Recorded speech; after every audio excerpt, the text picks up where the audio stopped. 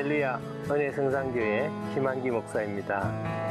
모 쉼터에 잠시 의탁하고 있는 여자 집사님이 상담을 요청한 적이 있습니다.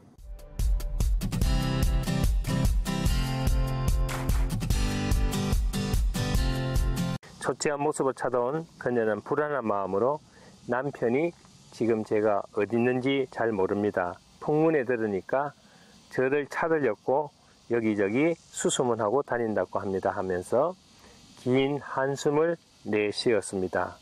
그런 모습이 너무 안타까워 보였습니다. 그리고 자신의 사연을 얘기하는데 남편이 장교로 군생활을 할 때 연애로 만나서 결혼을 하였는데 결혼생활 16년 차이며 아들이 하나 있고 또 딸이 있는 두 남매의 어머니였습니다. 남편은 용산 전자상가에서 전자부품 기술자로 조그만한 소프트웨어 가게를 경영하며 그런대로 생활은 안정되어 있는 가정이라고 합니다. 결혼을 하고 3개월째인가 사소한 일로 남편과 다투게 되었는데 그때 처음 남편으로부터 욕을 얻어먹으면서 심하게 맞았다고 합니다. 그 이후부터 남편은 습관적으로 입만 벌리면 욕을 하고 폭언으로 마음에 상처 주기가 일쑤였습니다. 얼마나 욕을 해대는지 세상에 이렇게 다양한 욕이 있는가 할 정도로 상스럽고 더럽고 유치한 욕을 해대었다고 합니다.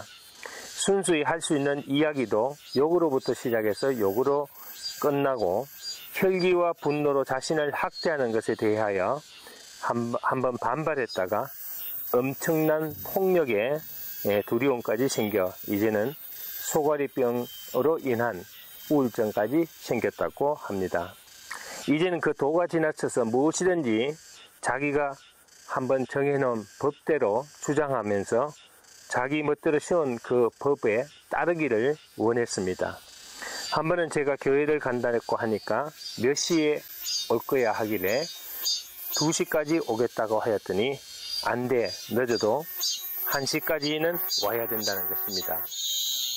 그날 교회 행사가 있어서 결국 2시를 넘겨 집에 도착하였더니 남편은 화가 나서 아파트 입구에서 주민들이 보고 있는 가운데 가전욕을 다 하면서 결국은 온 동네에 소문이 다 나고 말았습니다. 그래서 지나갈 때마다 동네 주민들이 집사님을 보고 욕쟁이만 살면서 매일 두들겨 맞고 사는 것으로 각인되어 모두 불쌍히 여기는 술집감에 문밖 출입도 어려운 형편이라고 합니다. 그래서 본인은 정말 이러고도 살아야 하나 하는 생각에 자살이라도 하고 싶은 충동감을 몇 번이나 느꼈다고 합니다. 아이들도 이런 아버지를 무서워한다는 것입니다. 자기가 세워놓은 룰을 어기면 어김없이 자기 있게 하는 식으로 폭언과 폭행을 일삼는다고 합니다. 정말 죽고 싶은 심정이지만 하나님을 믿는 집사로 용서하고 사랑하며 내 십자가라고 생각하고 기도하며 품고 살아야지 하다가도 욕을 얻어먹을 때마다 비참해진다는 것입니다. 지금 그녀는 오직 신앙심 하나만으로 버티고 있었으나 이제는 더 이상 남편과 살 수 없다는 마음이 더 강렬하여 이혼하자니 무섭고 죄스럽고 두렵다는 것입니다.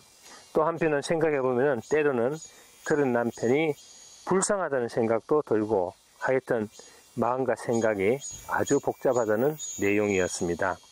집을 나와 쉼터에 있으니까 여러 가지로 안심은 되고 마음의 평안은 찾고 있지만 남편과 아이를 생각하면은 과연 내가 이렇게 하는 것이 옳은가 하는 생각도 든다고 합니다. 상담가로서 부부간의 문제는 상반간의 얘기를 다 들어보아야 판단이 바로 서기 때문에 확실한 결론은 못 내려주었지만은 좌우지간 불쌍하고 안타까운 현실에 놓인 집사님의 사정이 왠지 마음이 슬프고 내일처럼 쓸쓸한 기분이 들었습니다. 우리는 말의 중요성을 잘 알아야 합니다.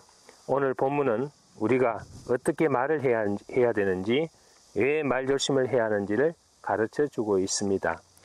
첫째로 사람은 누구나 말에 실수가 있습니다. 오늘 본문 2절을 보면은 우리가 다 실수가 많으니 말에 실수가 없는 자면 곧 온전한 사람이라고 말씀하셨습니다. 이 세상에 완전하고 100% 온전한 사람이 어디 있겠습니까?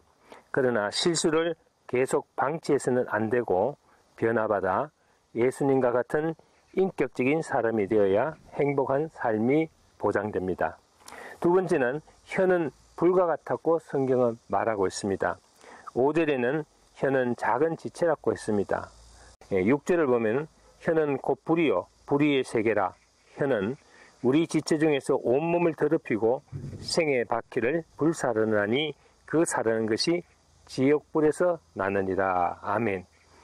담뱃불 하나가 온 산을 태우고 공장을 태우는 것처럼 실수 말 한마디가 자신의 인격을 망치고 사람들에게 본의 아니게 피해를 주는 경우가 들어 있습니다. 혀를 억어하고 혀를 조심하지 않으면 큰 불이 나서 나도 죽고 다른 사람도 죽게 만듭니다. 그래서 말은 우리가 항상 생각하고 가려서 해야 됩니다. 혀는 두 가지 기능을 갖고 있습니다. 본문 10절을 보면은 한 입으로 찬송과 저주가 나는도다. 11절에는 한 구멍으로 어찌 단물과 선물을 내겠느냐 했습니다. 이것은 한 입으로 두 말을 하는 것을 경고한 말씀이죠. 축복하고 찬송하고 기도하고 아름다운 말을 하는 것은 정결한 마음에서 나오는 것이고, 저주하고 비난하고 비판하고 남을 헛듣고 욕을 하는 것은 더러운 마음에서 나오는 것입니다. 그래서 세 번째, 그리스도인은 선한 말, 아름다운 말을 될 수 있는 대로 해야 되겠습니다. 우리는 그 사람의 말을 들어보면 그 사람의 인격의 됨됨이를 알 수가 있습니다. 어느 부흥회 때 불만에 가득 찬 안수 집사님이 숙소에 찾아와서 이런저런 얘기를 하다가 자기 교회 목사님에 대한 불만을 은근히 털어놓으면서 심한 비난과 악평을 하기에 집사님, 이 얘기를 목사님에게 해도 됩니까? 했습니다. 그랬더니 펄쩍 뛰면서 김 목사님 믿고 김 목사님한테만 얘기한 건데 김 목사님은 알고 계셔야지 이 얘기를 하면 어떻게 합니까? 절대 안 됩니다.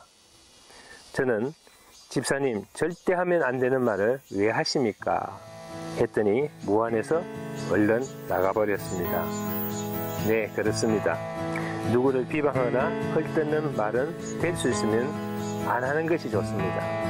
선한 말, 아름다운 말은 상한 심령을 치유할 수 있는 그리스도의 언어라고 할 수가 있습니다. 사랑하는 마음으로 위로와 격려의 말로 행복한 삶을 영위하시길 바랍니다. 감사합니다.